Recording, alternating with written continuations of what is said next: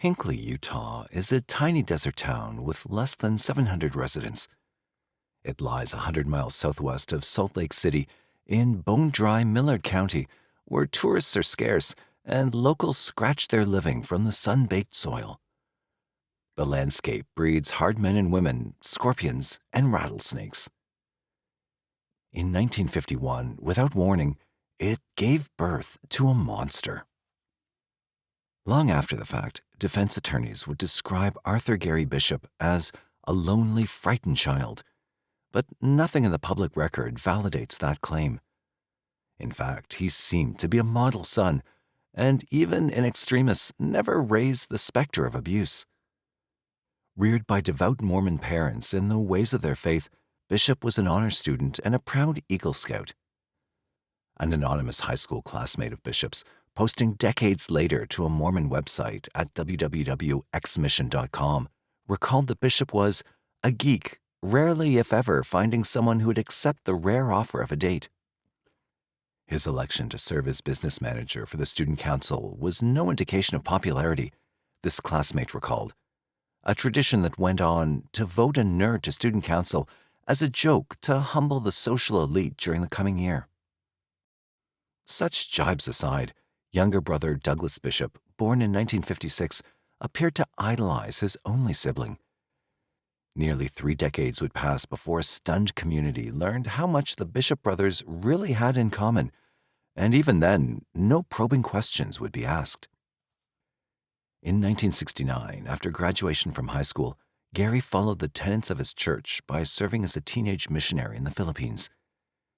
With that service completed, he came home and enrolled at Stevens Henniger College, Utah Business School that promised its students fast-track career-specific education and completed the school's accounting course with top-notch grades. His diploma pronounced Bishop ready to make his way in the world. But the world was not ready for him. There was a darker side to Gary Bishop, slowly revealed by degrees, that would never be guessed from his transcripts, early work experience, or conversations with his family and friends. The perfect son would later say he was addicted to pornography, and more specifically, to kiddie porn. Where most viewers would have been revolted, Bishop was enthralled. He nurtured fantasies, elaborating on them over time until the fantasies alone weren't enough. No one can say with any certainty when Gary Bishop crossed the line from morbid daydreams into active pedophilia. Years later, scores of Utah parents would complain of Bishop molesting their children, but none came forward at the time, not even as fantasies degenerated into murder. They were silent, some perhaps warning their children to avoid the stranger's company, none reaching out to the police while it might still have done some good. Bishop's first brush with the law had nothing to do with children or sex. In February 1978, he was accused of embezzling $8,714 from a used car dealership where he'd worked as a bookkeeper since July 1977. His friends and family were stunned, but Bishop seemed prepared to take his medicine. He pled guilty as charged, received a 5-year suspended jail sentence in return for a promise of full restitution. His repentance seemed sincere, until he dropped out of sight. Gary Bishop was on the lam, an unlikely fugitive who would spend the next 5 years living under pseudonyms, finding work where he could, stealing money when it suited him. The arrest warrant issued for his probation violation would never be served. The next time Bishop went to jail, it would be for murder, and he would be Utah's most notorious killer of the 20th century. Bishop didn't run far when he went into hiding. A simple name change was enough to throw police off his track, and Bishop remained in Salt Lake City, reborn as Roger W. Downs. He used that name to join the Big Brother program, thereby placing himself in close proximity to boys craving a sympathetic father figure. Author Clifford Leyendecker, in his book Thrill Killers, reports that spokesmen for the Big Brother Big Sister organization later admitted receiving tips that Downs had molested at least 2 children while enrolled with their program, but neither was his assigned little brother. The accusations were allegedly reported to police, who took no action. The Mormon Church excommunicated Bishop in October 1978, but even if he knew it, the official shunning had no visible effect on Bishop's life. He worked odd jobs, indulged himself with boys whenever possible, and fought the secret urges that demanded more than sex.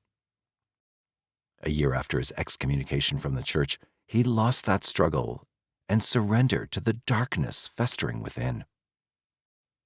4-year-old Alonzo Daniels was playing in the courtyard of his Salt Lake City apartment complex on October 14, 1979, when he vanished without a trace. His worried mother summoned relatives to search the complex and surrounding streets, to no avail. Police were summoned, going door to door. They met neighbor Roger Downs almost immediately in his flat across the hall from Alonzo's apartment, but their questions were routine, and Downs denied any knowledge of the boy's whereabouts.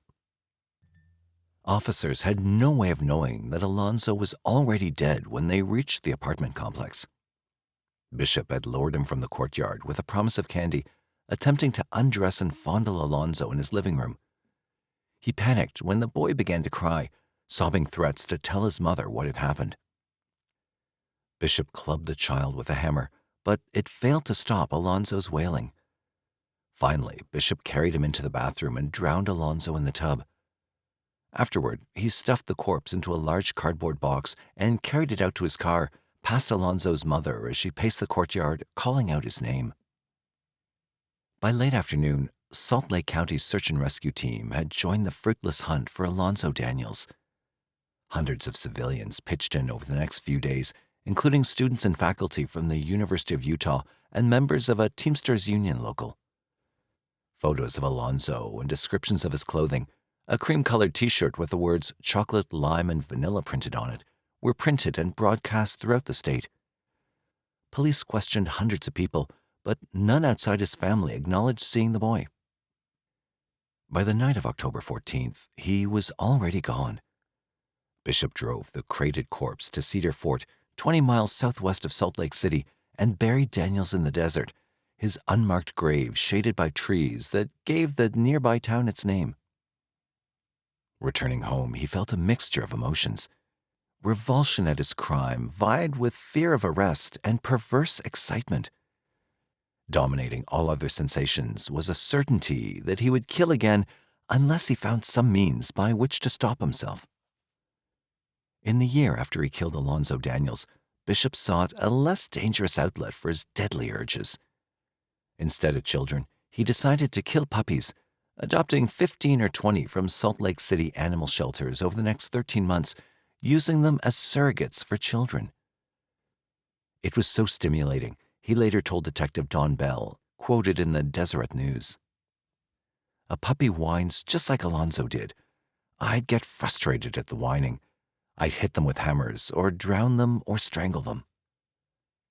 Bishop's neighbors never seemed to notice, and if they had, cruelty to animals was a cut-rate misdemeanor, nothing to compare with kidnapping and murdering a child.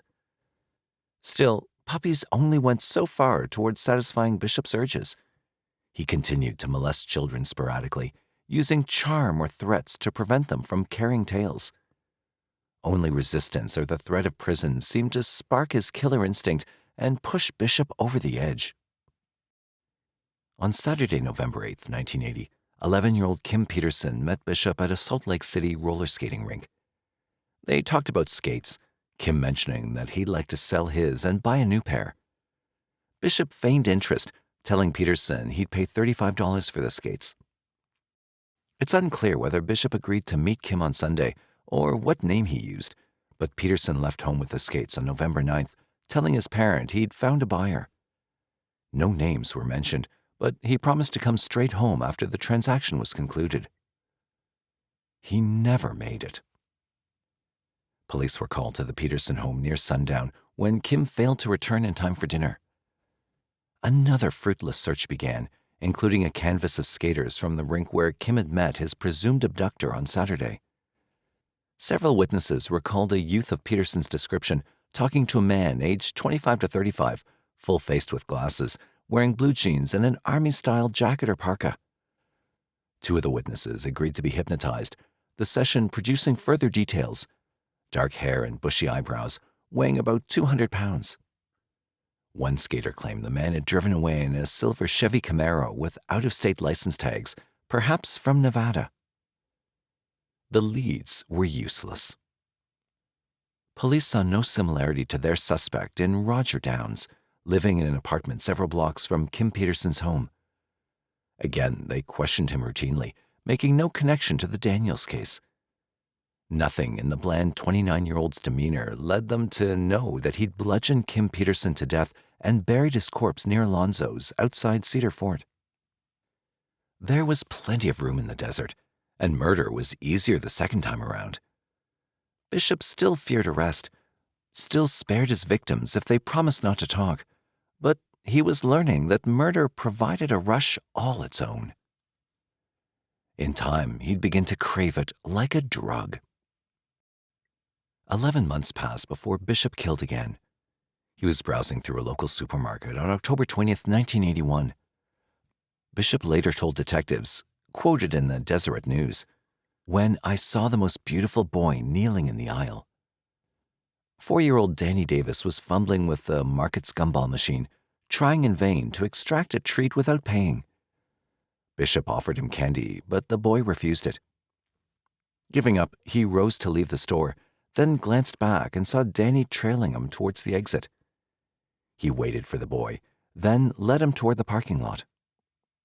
Danny's grandmother missed him when she was finished her shopping. Suddenly alarmed, she called for the store's manager. Employees and customers joined in a search, but they were already too late. Several shoppers recalled a boy at the gumball machine, assisted by a smiling young man, but they couldn't identify photos of Danny Davis. Hypnosis clarified the description slightly, but positive IDs remained elusive. One report described a boy of Danny's size and age leaving the market with 2 adults, a man and a woman. Once again, as in the Daniels case, searchers fanned out through the nearby desert and mountains. Temperatures dropped into the 30s overnight, reminding police that Danny was last seen wearing only a t-shirt, blue jeans, and rubber thong sandals.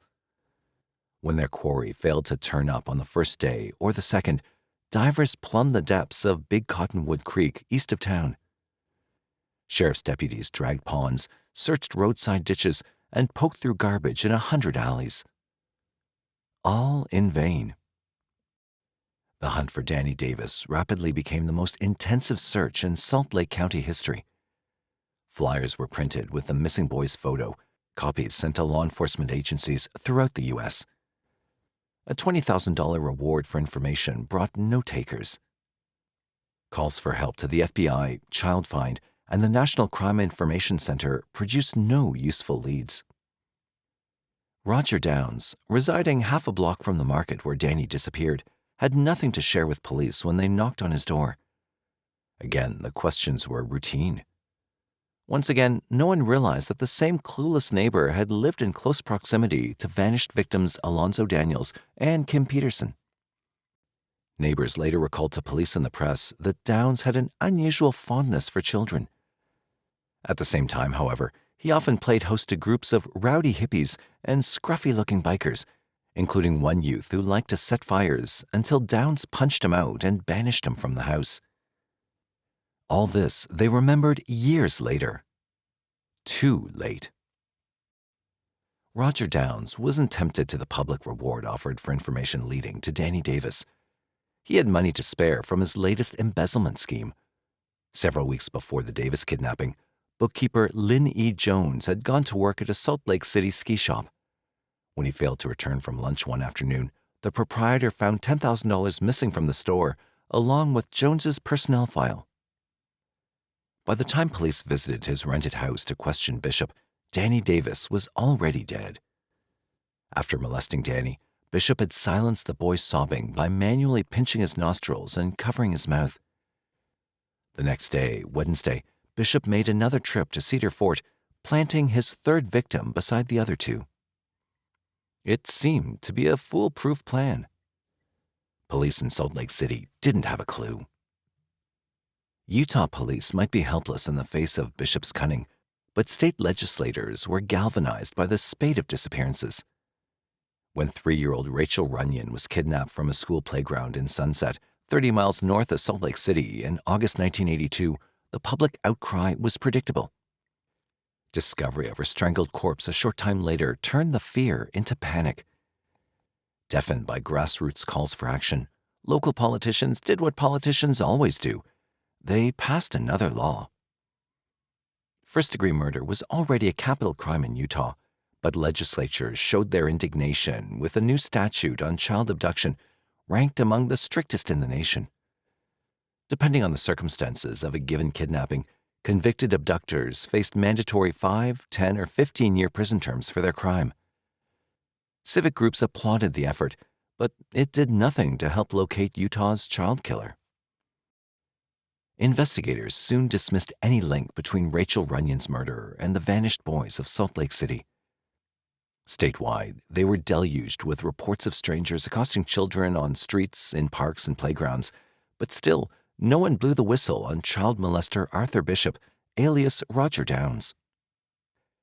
Rumors circulated of an occult motive in the crimes, but police dismissed those in turn, noting that none of the missing boys had been kidnapped within a week of Halloween. The sacrifice theory was finally put to rest when October 1982 passed without another child abduction in Salt Lake City. Authorities were baffled. Desperate for new leads, for anything at all, they rallied at the Metropolitan Hall of Justice in Salt Lake City. Representatives of the city police department gathered with detectives from the Salt Lake and Davis County Sheriff's offices, joined by agents of the FBI. They reviewed their open cases, stymied by the seeming lack of a pattern. Each of the missing boys had been kidnapped at different times on different days of the week, thereby frustrating any speculation on the kidnapper's employment. Most killers prey on members of their own race, but Alonzo Daniels was African American, the later victims both fair-haired Caucasians. Kim Peterson was nearly 3 times the age of victims Daniels and Davis, casting doubt on the image of a pedophile stalking preschool children. In short, the meeting led investigators nowhere. The case was cold by June 23, 1983. Nearly 2 years had passed since the last disappearance in Salt Lake City, but the killer was about to return with a vengeance. Troy Ward celebrated his 6th birthday that Wednesday afternoon. Permitted to play by himself at a park near his home, Troy was supposed to meet a family friend at 4 p.m. on a predetermined street corner. The friend would drive him home where presents and a birthday cake were waiting. Come 4 o'clock, however, there was no sign of Troy on the sidewalk. His would-be chauffeur drove onto the Ward residence, expecting to find Troy there, but he hadn't returned from the park. Police were called at once, patrol officers searching a grid of streets around the park. One witness, as related in the press, recalled a boy of Troy's description leaving the scene with a man on foot a few minutes prior to 4 p.m. The man and boy had seemed at ease with one another, the witnesses assuming them to be father and son. In fact, the man was Arthur Gary Bishop, and his 4th victim was gone without a trace. At home, Bishop repeated his grim ritual of fondling and molestation. He later told Detective Bell, quoted in the Deseret News, that he considered freeing Troy alive, but a last-minute threat to report the assault changed his mind. The hammer and bathtub were waiting.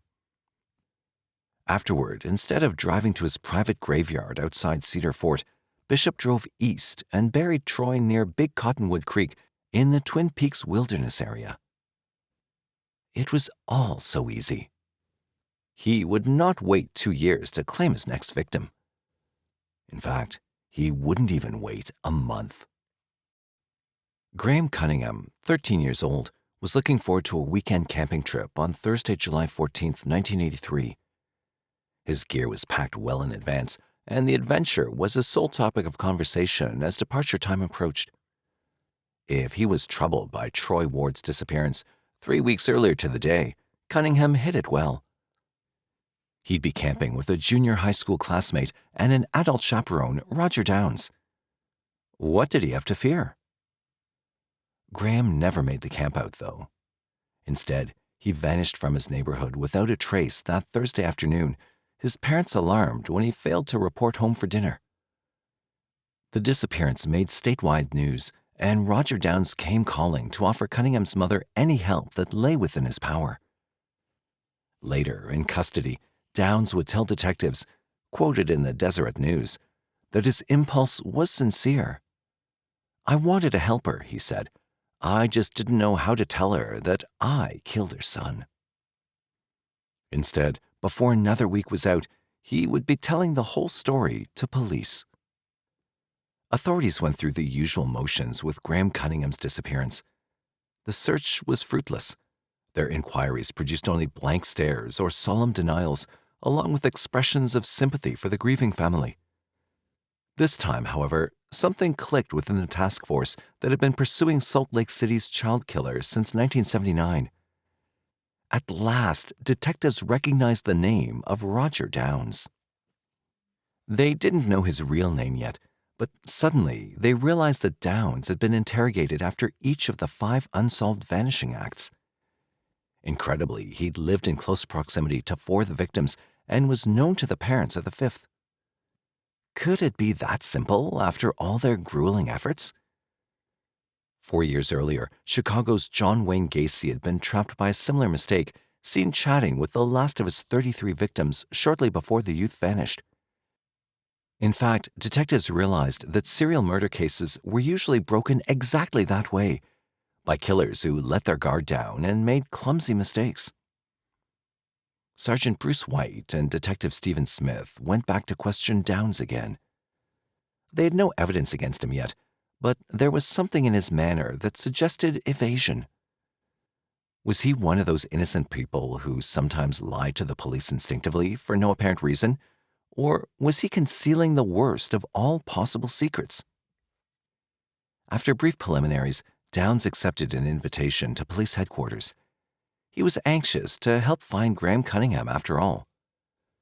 Veteran homicide detective Don Bell was waiting for Downs on arrival.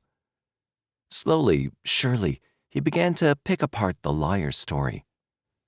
Soon, Bell had Arthur Bishop's real name. And by sundown, Bishop had confessed to 5 murders spanning 4 years. Bell and Bishop spent most of the night together, nailing down details. Retrieval of the dead had to wait for dawn. The morning after his confession, Bishop led police to the remains of his victims, 3 sets of skeletal remains near Cedar Fort and 2 more recent corpses near Big Cottonwood Creek. He was ambiguous about the motive for his murders, first claiming that he killed only those molestation victims who threatened to report him, later admitting the thrill he derived from the murder itself. In either case, the crimes were compulsive. "I'm glad they caught me," Bishop said, "because I'd do it again." After the public announcement of Bishop's arrest and confession, police were swamped with calls from parents who accused Bishop of molesting their children or the children of acquaintances over the past decade. None had taken that step while Bishop was still at large, still hunting, and authorities were confounded by their long silence. "What I'd like to know," Detective Captain John Poley told the Salt Lake Tribune, "is where were those people 2 and 3 years ago when we had nothing?" A search of Bishop's latest residence provided evidence to substantiate his confession. Police retrieved a .38 caliber revolver, a blood-stained mallet, and a hammer, plus dozens of photos depicting nude boys. Many of the photos were framed to exclude faces, making identification impossible, but they provided mute testimony to Bishop's long career of child molestation. A book recovered from his home, titled 100 Ways to Disappear and Live Free, told investigators that Bishop had studied for his role as a fugitive from justice.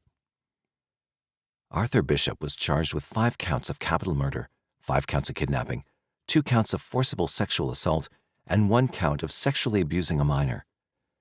The latter charges applied only to his most recent victims, in cases where forensic evidence of sexual assault was still available, and murder was the count that really mattered. If the state could prove its case, that charge would send him to death. Deputy County Attorney Robert Stott described Bishop, in an interview with the Salt Lake Tribune, as a ruthless killer and sexual deviant possessed of a scheming, calculating, cunning mind. Bishop, meanwhile, in his statements to police, made the crimes sound terribly simple. As Detective Bell later recalled, quoted in the Deseret News, Bishop told him, "You can offer children anything, and they'll go with you." That lesson was not lost on Bishop's younger brother, apparently. Arthur was still awaiting trial in Salt Lake City when he learned that sibling Douglas had been jailed for sexually abusing young boys around Provo in Utah County, south of Salt Lake City. The crimes were apparently unrelated, with nothing to suggest that the brothers had ever shared victims, but the news still prompted speculation about their backgrounds and the source of their criminal urges. Arthur Bishop, for one, wasn't talking. He was getting ready for the trial that would decide his fate. Bishop's defense team, led by attorney Joe Carroll Nezet-Sale, had no realistic hope of winning an acquittal for their client. His confession had guaranteed a life behind bars, but the lawyers still tried to mitigate Bishop's offenses, angling for conviction on manslaughter charges rather than first-degree murder, with arguments that Bishop's emotional and psychological deficits drove him to kill. As Nezet-Sale told the court, quoted by Cliff Leindecker in Thrill Killers, Art became, for some reason, stuck or fixated with a sexual attraction to little boys. He never outgrew those erotic feelings. He was a lonely, frightened child. And one of the culprits, they decided, was pornography. An expert witness on the subject, Dr. Victor Klein, was called by the defense to testify that porn had warped Bishop's mind to the extent that he couldn't resist his attraction to children or the killing urges that followed. It was a tune familiar from Ted Bundy's 11th Hour Confessions in 1979, trumpeted by conservative Christians in their campaign to clean up America. One such group, the American Life League, still maintains quotes from Arthur Bishop on this subject on their website. During my trial, Bishop recalled in that interview, Dr. Victor Klein testified about the adverse effects of pornography.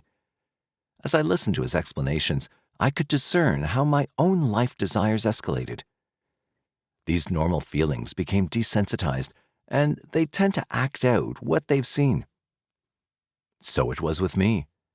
I am a homosexual pedophile convicted of murder, and pornography was a determining factor in my downfall. Somehow I became sexually attracted to young boys, and I would fantasize about them naked. I would need pictures that were more explicit, and shortly the images became commonplace and acceptable. Finding and procuring sexually arousing materials became an obsession. For me, seeing pornography was like lighting a fuse on a stick of dynamite. I became stimulated and had to gratify my urges and explode. If pornographic material had been unavailable to me in my early stages, it's most probable that my sexual activities wouldn't have escalated to the degree they did. Perhaps, but it made no difference to the jury of 5 men and 7 women at Bishop's 6-week trial in 1984.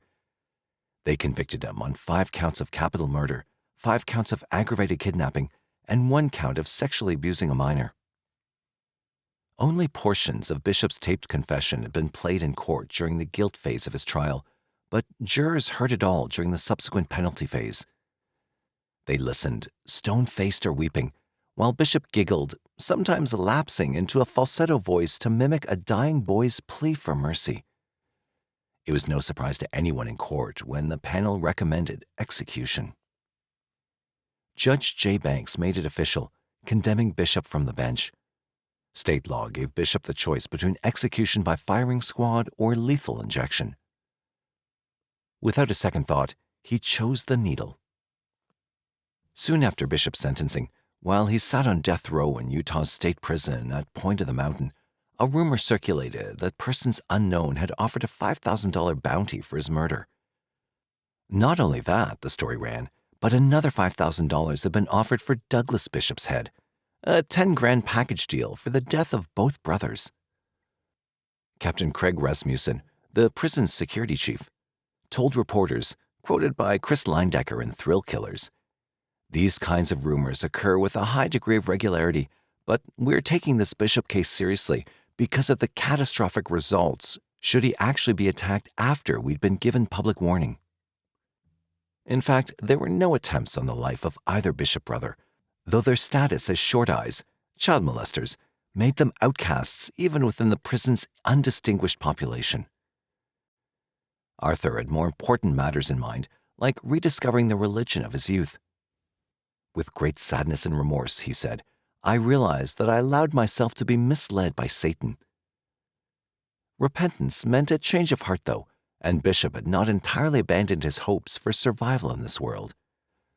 Attorneys pursued their petition for a new trial, but Utah's Supreme Court rejected that bid on February 3, 1988. Only then did Bishop give up hope and resign himself to death. On February 29th, he filed a motion to dismiss his lawyers and replace them with counsel willing to abandon any further appeals. The trial court held a second competency hearing on Bishop and determined that he knew what he was doing. On May 2, 1988, the Utah Supreme Court lifted Bishop's indefinite stay of execution and ordered the trial court to set an execution date. Bishop appeared before Judge Frank Noel 3 days later, handcuffed and shackled, to read a brief handwritten statement. In reflecting back on my life, he said, quoted by AP reporter Robert Mims, I remember a lot of good things, but these are overshadowed by the things I've done. I wish I could make restitution somehow, but I don't see how I can. I wish I could go back and change what happened, or that by giving my life, these 5 innocent lives could be restored. Again, I say that I'm truly sorry for all the anguish. Judge Noel, unmoved, signed the official death warrant and scheduled Bishop's execution for June 10, 1988.